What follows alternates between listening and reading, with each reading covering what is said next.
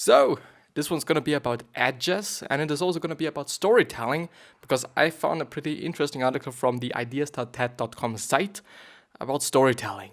But as always, more after the intro. As every day! Every day, completely the exact same thing. As well as me saying that it is completely the exact same thing. It's meta, isn't it? But yeah. With that being said, hello, welcome back to the next episode of the Self-Development with Tactics fucking podcast. I'm pumped for this episode, I really am. Even though, I'm only pumped because I've just started the episode. Just before the episode, I was like, well, today is gonna be a pretty stressful day. Because the uploading isn't working as I want it to work, because it's really slow, it takes quite some time. I don't know why, maybe I do just have to restart my computer, but yeah. It's not what the episode's going to be about. But if you're just on a YouTube video and you kind of feel like, well, it is a podcast, so where can I listen to it? Then please go down into the description, because there should be the link to the podcast, and this link should lead you to a page where you can also choose where to listen the podcast on, because you might be willing to listen on Apple Podcast, but you might also like to listen on Spotify, maybe even simultaneously. I don't know why, but maybe. Who actually knows? But yeah, so please go down into the description if you want to check out the podcast, if you're on the YouTube video. But if you're on the podcast already, then please go down into the show notes if you want to check out the YouTube video and or the YouTube channel. And as always, the episode should be called the exact same way or named the exact same way or really, really, really similar. Sometimes I do just adapt it because I kind of feel like it. I don't know why. But so we're going to talk about edges. Edges might be something that not a lot of people kind of know what I'm going to talk about. It's going to be a kind of a surprise. But the funny thing is, I've recently heard Gary Vee talking about the edges as well. He said that a lot of people are in the middle. And now I might be combining it with what Seth Godin said, which is kind of the maybe more interesting part of the whole story, but it is definitely just an addition to it and or just part of the story. So we often are in the middle. This is where most of the people are. But nowadays, it is rather a game of the edges. I haven't still, up to this point, I am not quite sure how you could also be doing that. So I know the concept, I understand it and whatnot, but I think there are some nuances that I'm just missing out of. But the thing is, most often people try to produce, so it's also about content. It's maybe even primarily about content and primarily about creating something. But if you're creating something, you should be doing something for the edges. You shouldn't be doing something for the middle, and you just have to think about it in such a way. If I'm having 30 people in a room, then we're going to have really tall people and we're going to have really, really small and tiny people. And that's always the case, and there's also going to be the people which are the people in the middle that are kind of the exact same height. Which means that we're having the people with the exact same height in the middle, then maybe on the left or right side, they're really small people. On the opposite side, there's going to be the really tall people. It is actually something that's really funny. We're just doing that in maths class, the exact same thing. I don't know what it is called in English, but I guess it's something like, maybe something with distribution, but I'm not quite sure. So the thing is, think about a graph, and the graph is really tall in the middle. And on the left and on the right side, it just goes down. It looks like a bell, basically. I think it's actually a bell curve or bell graph, as it is called in English. But the funny thing is that most often people try to do something for the people in the middle. At least this is what they try to communicate. At least this is what the metaphor is all about. And the funny thing is, I don't know who copied from whom, actually. Because I kind of feel like that Seth Godin was the first that did that. Maybe this is kind of how they both think, and they actually they didn't copy anything from the other one and kind of vice versa and whatnot. Could also be the case, but just choose an edge. You shouldn't be producing something for all the people, which is now really what Seth Godin is saying. You shouldn't really produce something for all the people. It wouldn't work. It would not really work, since maybe because a lot of people try to do that. A lot of people try to just produce a lot of things for the majority, for the masses, and it's not gonna be pretty easy. It's really not gonna be easy. On the other hand, I don't even think, and I wouldn't necessarily say that it would even work, some kinda. But producing something for the edges, producing something for those people that might be really tall or it might be really small, or maybe for both edges actually, not for the middle, but for both edges, like for those people that are really small and for those people that are really tall. Let's talk about fashion, I don't know, maybe you have a store and the store is only selling really small sizes and really, really, really high and tall and big sizes, but nothing in the middle, because it is a shop for really small people and really tall people. But of course, if there's some kind of a demand, if the people in the middle demand something off of you, then of course you could also just be doing that. But starting out with doing something for the edges, for those people that you're willing to serve, because it's, I would say, easier to serve those people that are really on the edges, because you can just do something for them, because okay, this person is small and I'm gonna just make small fashion. I'm gonna make small pieces because then they're gonna buy it. And this is something that serves them because I want to serve them. And or if it is about, let's say, cooking, you might be having a restaurant and you're only going to do something for people that are that want things that are gluten-free, that are dairy-free, that are maybe even white flour-free. Maybe it is also just vegetarian and vegan. So basically everything that you're going to have, which is, by the way, something that Seth's wife is doing. She's having a bakery which is completely gluten-free and free. It's basically free of everything, which is in terms of the edges. Because she's doing something, and she's, I guess, the only bakery in the whole New York and maybe even in the whole world that is doing something like that. Which means if somebody wants to have that, they need to go to New York, and they need to go to her and get it. At least on such a scale, at least in terms of the scale of the business, of course. Maybe even just in terms of the scale of the whole building and whatnot. I don't know. I haven't just had a look at it.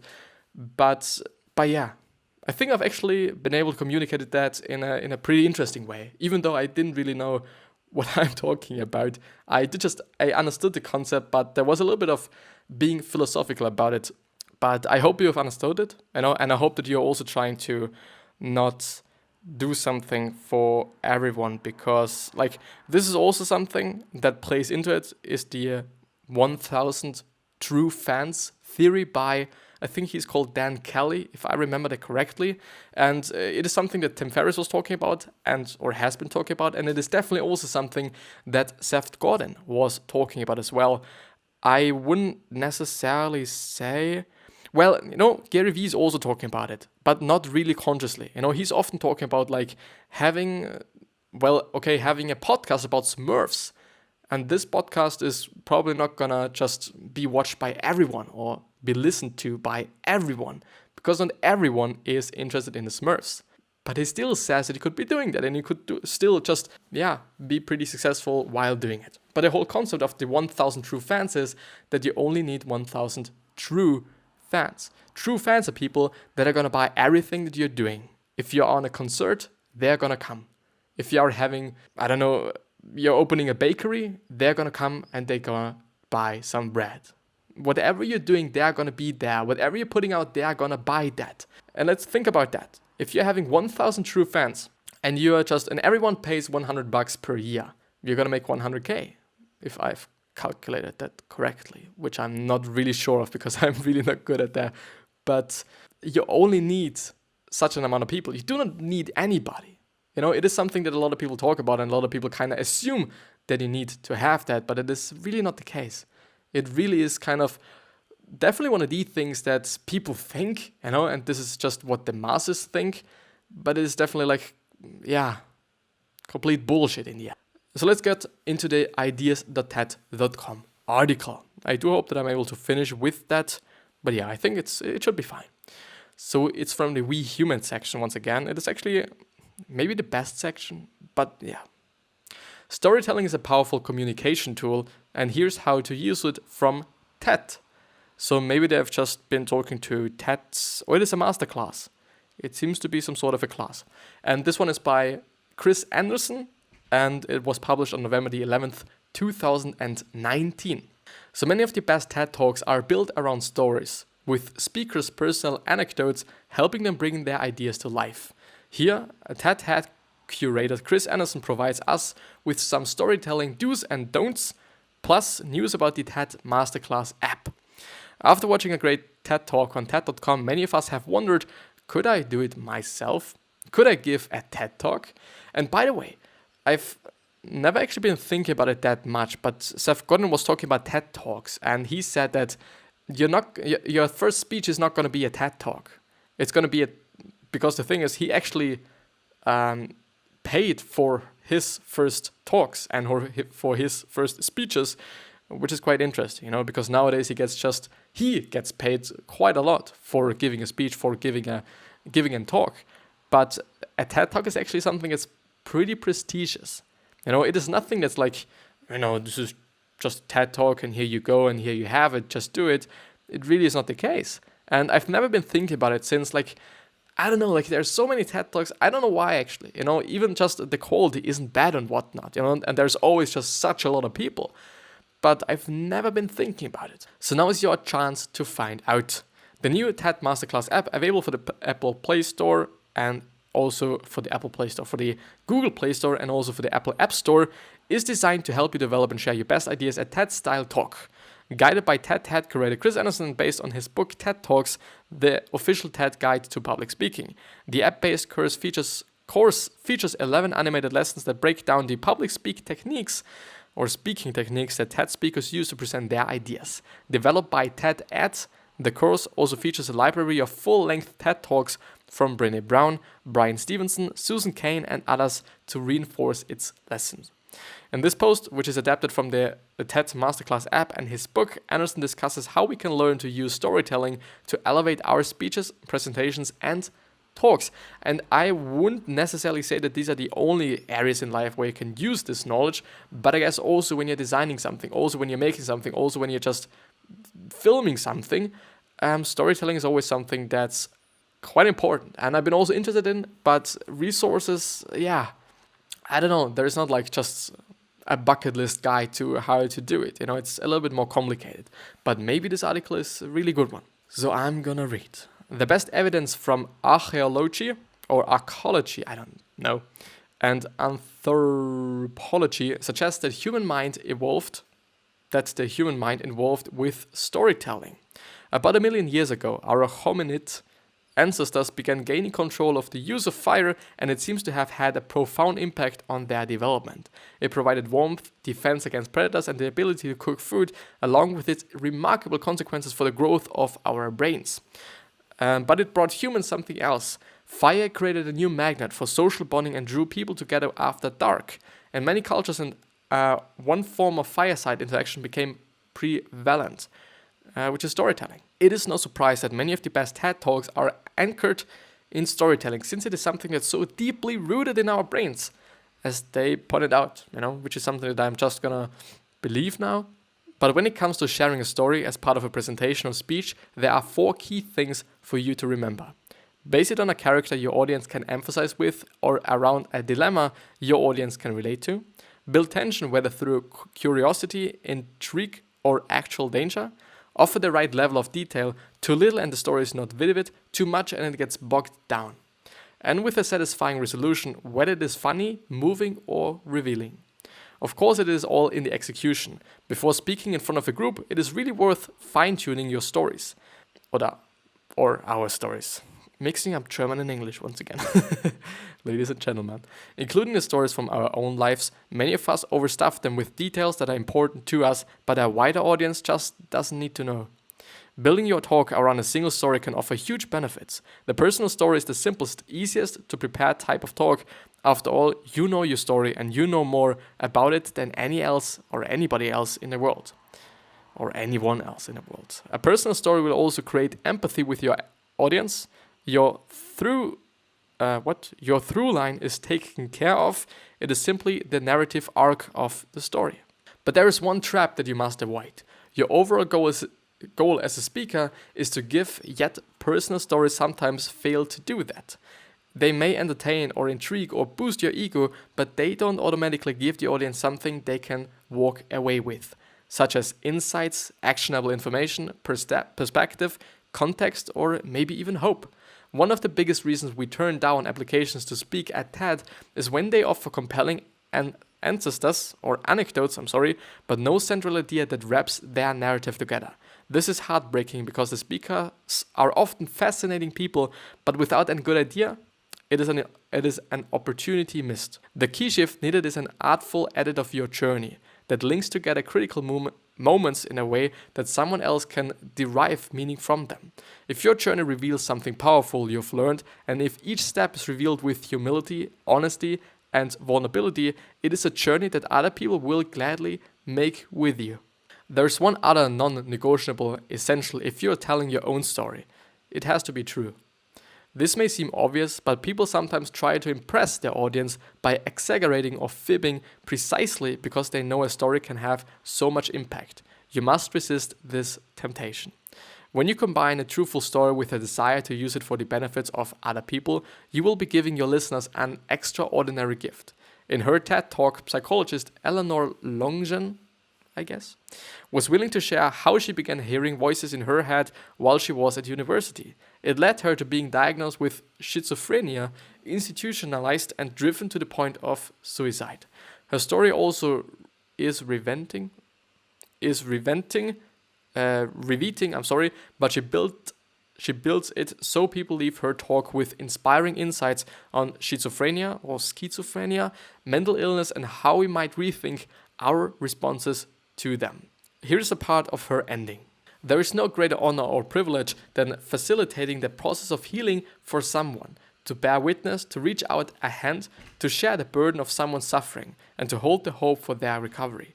And likewise, for survivors of distress and adversity, that we remember we don't have to live our lives forever defined by the damaging things that have happened to us. We are unique, we are irreplaceable. What lies within us can never be truly colonized, contoured, or taken away. The light never goes out. Because we have been there. Maybe this is something that she already said here, but because when I'm reading, I'm not always just keeping attention to it, which is sometimes a pity, but I'm trying to read it in a good way. I'm trying to just not just do it in such a way that when people actually listen to it, that it's just a burden and that it's just fucked up and shady and nobody wants actually to listen to it since it's so shitty. But you have been there. And it actually is the case that the light never goes out because people are going to remember you. And it is also something that I want to point out and or maybe emphasize. If you're willing to be remembered as a good person, then you probably have to do good things. What good things are is probably going to be something that you have to figure out for yourself and on your own, because for me it might be something different than for you, and in my culture, in my community, it might also be something different than it is for your culture and for your community and also for you. So figure out what these things are that you think are just letting you be remembered as a good person. Unless you do not want to be remembered as a good person, but as an inspiring person, as whatever person you want to be remembered as. It is about your legacy, basically. It is about your legacy. And I think that also in this case, doing the right thing rather than the easy thing is maybe a pretty valuable thing to do. Just think about that. Maybe this is something that helps you. Maybe this is something that shifts your mind, shifts how you think about things. I at least hope that it is changing something. In his TED Talk, How the Worst Moments in Our Lives Make Us Who We Are, writer Andrew Solomon described how he was humiliated as a child, even before he came out as gay. But he manages to turn his story into an accelerating narrative of identity that anyone could relate to and learn from. And there's a quote now: "There's always somebody who wants to confiscate our humanity. And there are always stories that restore it. If we live out loud, we can trance the hatred and expand everyone's lives. Stories resonate deeply in every human. By giving your talk as a story or a series of related stories, you can greatly increase your connection with your audience. But please, let it mean something." Ready to tell your own story? Download the TED Masterclass app from Google Play Store and the Apple App Store. After downloading it, you'll be able to see an overview of every lesson, including that it's about what you learn, and 2-minute video from the entire course. You'll also get a preview of the library and the idea log. Full access to the course, which is $90 or $89.99, is available via in-app purchase, and all proceeds will go to support the non-profit work of TED. It's a non-profit work? Interesting. Chris Anderson is the curator of TED. About the author. Chris Anderson is the curator of TED. Well, that's how you're honoring the actually also head creator, as they said above, I guess. Yeah, the head curator of TED, by just saying, well, he's just a curator. Just anyone, like just any person, whatever. But I have to point out that it is not really easy to package whatever you want to say. Package what the whole point of your talk is into a story.